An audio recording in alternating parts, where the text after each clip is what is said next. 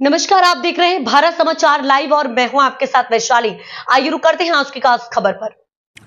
महाराष्ट्र सरकार ने हैदराबाद गजट में मराठा समुदाय को कुणबी श्रेणी के रूप में ओबीसी श्रेणी में शामिल करने के लिए कैबिनेट उपसमिति का गठन किया है। महाराष्ट्र सरकार ने हैदराबाद गजट और सतारा गजट अध्यादेशों को मंजूरी दे दी है, प्रमाण पत्र को शामिल किया है। महाराष्ट्र सरकार ने एक मसौदा तैयार किया और राज्यपाल के हस्ताक्षर प्राप्त करने और उस पर हस्ताक्षर करने के बाद अंतिम मंजूरी दे दी है। उस गैजेट का नाम हैदराबाद है। इस 1918 में निजाम सरकार ने जारी किया था। गैजेट में मराठा और कुणबी को एक माना गया है। इसमें उन्होंने हिंदू मराठा के रूप में पहचानने और उन्हें शिक्षा और नौकरियों में आरक्षण देने का निर्णय लिया गया है। आजचा अध्यादेश महाराष्ट्र शासनाने जारी केलेला आहे।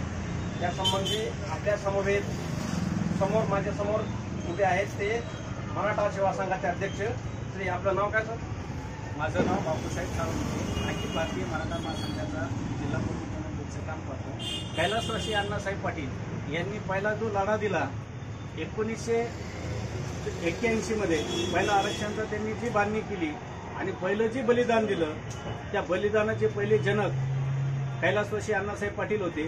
त्यानंतर आमचे विनायकरावचे मेटे साहेब असतील, तसंच मराठा समाजाचे आज गळ्याचे ताईत म्हणा, हृदय थान म्हणा, मनोजदादा जरांगे पाटील यांनी जो 40 वर्षाचा लढा जो होता, त्यांनी जो लढा 2 वर्षापासून जो तट धरून राहिला होता, सगळ्या समाज बांधवांना सोबत घेऊन आज जसे जर आज म्हणायचं झालं तर आज मनोजदादा जरांगे पाटील हे मराठ्याचे दैवत झालेले आहेत।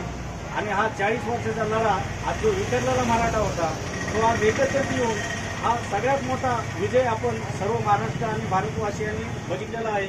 त्या निमित्तानं मी सर्व मराठा बांधवांना, जी काही मराठा समाजाला जी काही इतर समाजाने सहकार्य केले ते सर्वांचे आभार व्यक्त करतो आणि त्यांना खूप खूप शुभेच्छा देतो। पण हे मराठा आरक्षण कशा पद्धतीने लागू केलं? आता आमचं जो मागणी होती की हे हैदराबाद गॅजेट जे शक्य सोयरे होतं त्याचं लागू नाही, समजा जे मराठा आरक्षणावरती आमचे गॅजेटचे लागू झाले, जे आज आमचे नातेवाईक असेल, वंशावळ असेल, यांना जी पूर्वी काही आमचे मराठा हा शेती हा कुणबीच होता, कुणबी असताना त्यांचे जी सातबारी होते, हे काय आमचे पहिले मराठा आमचे जी पूर्वज होते ते काही शिक्षक वगैरे काही घेतले नव्हते, त्यांनी काही अशी नोंदी केल्या नव्हत्या। काही भागामध्ये भरपूर, म्हणजे आज तुम्ही जर बघितलं तर 58 लाख नोंदी आता बिलचे सापडलेल्या आहेत। त्याबरोबर काही वंचित राहिलेला मराठा होता, जशा आज माझी जर नोंद सापडत असेल तर माझी जर कुणबी नोंद असेल तर माझ्या बंधुराची ही कुणबी नोंद सापडत नाही, अशी काही चुलत